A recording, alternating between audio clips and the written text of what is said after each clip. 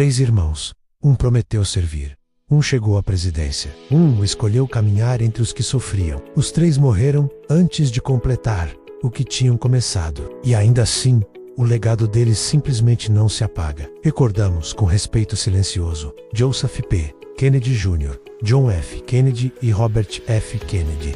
3 irmãos unidos não só pelo sangue, mas por um raro senso de dever, diante de algo maior do que eles mesmos. Suas vidas misturaram triunfo e tragédia, esperança e violência. Mas o que realmente os define não é a morte, e sim a coragem e a compaixão com que viveram menos e o quanto entregaram acreditando que os Estados Unidos podiam ser melhores. Joseph P. Kennedy Jr. foi o primogênito, bonito, inteligente, carismático, o filho, moldado para a grandeza. A aposta da família para chegar à presidência. Sua ambição não era vaidade, era responsabilidade. Formado em Harvard, estudante de direito, tudo indicava que seguiria para a política. Mas quando a Segunda Guerra Mundial engoliu o planeta, ele não buscou segurança nem se escondeu atrás do próprio privilégio. Ele se apresentou para servir. Como aviador naval, voou em missões perigosas sobre a Europa. Já tinha cumprido o tempo exigido e poderia voltar para casa. Mesmo assim, aceitou uma missão extra. A Operação Afrodite, tão arriscada que sobreviver era quase improvável. O plano era brutal: pilotar um bombardeiro cheio de explosivos até um alvo nazista e saltar de paraquedas antes da colisão.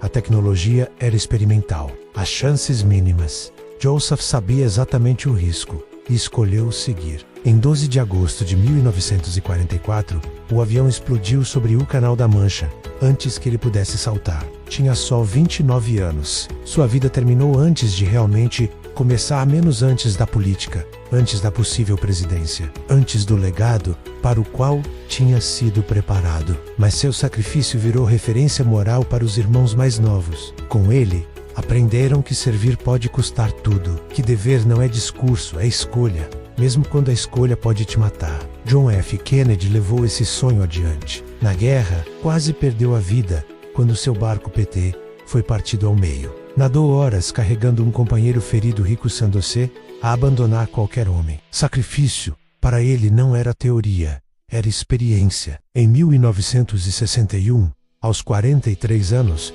tornou-se o presidente eleito mais jovem da história do país. E escolheu falar não ao medo, mas à possibilidade. Não pergunte o que seu país pode fazer por você. Pergunte o que você pode fazer pelo seu país.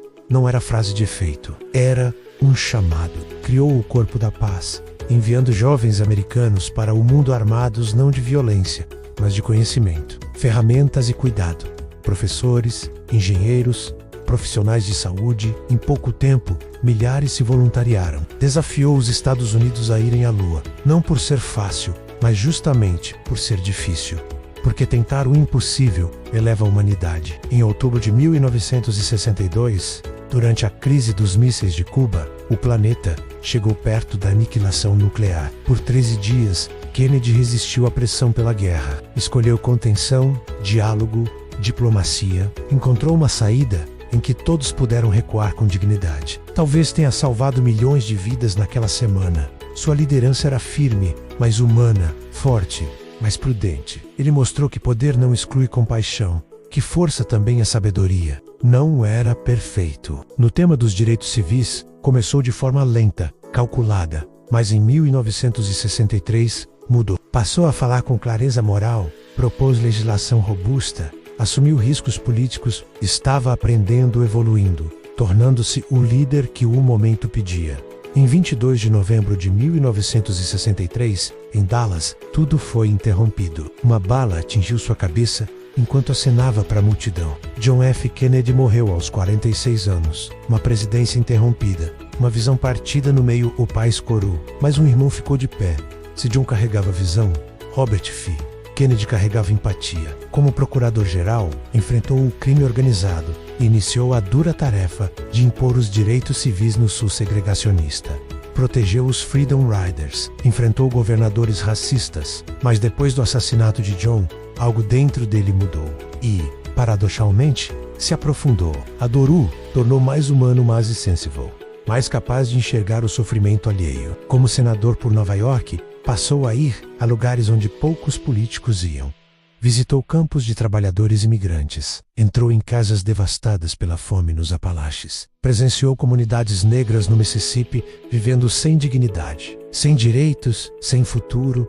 Ele não observava de longe. Ele sentava, escutava, olhava nos olhos e levava essa dor para Washington, cobrando mudanças não como teoria, mas como urgência moral. Em 4 de abril de 1968, Martin Luther King Jr. foi assassinado. As cidades explodiram em revolta, luto e fogo. Naquela noite, Robert tinha um comício em Indianápolis, no bairro Negro. Foi avisado para cancelar. Disseram que era perigoso demais. Ele foi assim mesmo. De pé em cima de um caminhão, no escuro, anunciou à multidão, menos muitos, ainda sem saber, que Dr. King estava morto. Houve gritos, choro, silêncio, e ele falou não como político, mas como homem ferido. Falou da morte do próprio irmão. Citou Esquilo: mesmo enquanto dormimos, a dor que não podemos esquecer cai gota a gota sobre o coração, até que, contra nossa vontade, surge a sabedoria pela terrível graça de Deus. Pediu compaixão em vez de ódio, amor em vez de vingança. Naquela noite, enquanto mais de 100 cidades queimavam, Indianápolis permaneceu em paz. Robert acreditava que cura era possível, se escolhêssemos humanidade em vez de divisão. 2 meses depois, em 5 de junho de 1968, após vencer as primárias da Califórnia, foi baleado na cozinha de um hotel. Morreu no dia seguinte, aos 42 anos. Uma campanha interrompida, um sonho quebrado. 3 irmãos, todos mortos antes dos 50, todos mortos servindo ou tentando servir. Joseph na guerra, John na liderança, Robert na busca por cura. Juntos, representaram serviço, sacrifício e um profundo amor pela humanidade. Mostraram que liderança não se mede pelo poder, mas pela empatia, pela coragem de estar com os outros na dor e ainda assim acreditar num futuro melhor. A vida deles nos deixa uma verdade permanente. A verdadeira liderança começa na compaixão e termina na esperança. Mas suas mortes dizem algo mais duro: que os Estados Unidos têm uma longa história de eliminar aqueles que pedem ao país para ser melhor, aqueles que o desafiam a cumprir seus próprios ideais. Joseph morreu pelo país. John morreu o liderando. Robert morreu tentando curá-lo. E o trabalho que começaram menos justiça, igualdade, compaixão como princípio, menos continua inacabado. Esse é o legado deles. Não só o que fizeram, mas o que ousaram acreditar. 3 irmãos, unidos pelo dever, separados pela violência, ligados por uma esperança que não morreu, mesmo quando eles morreram. Seus nomes estão gravados na história. Sua visão vive em todos que ainda acreditam que servir importa, que compaixão é força e que vale a pena lutar por um mundo melhor, menos mesmo que não se viva para vê-lo. Joseph e John, Robert, 3 irmãos que escolheram servir a humanidade. Os 3 cumpriram a promessa. Os 3 pagaram com a própria vida.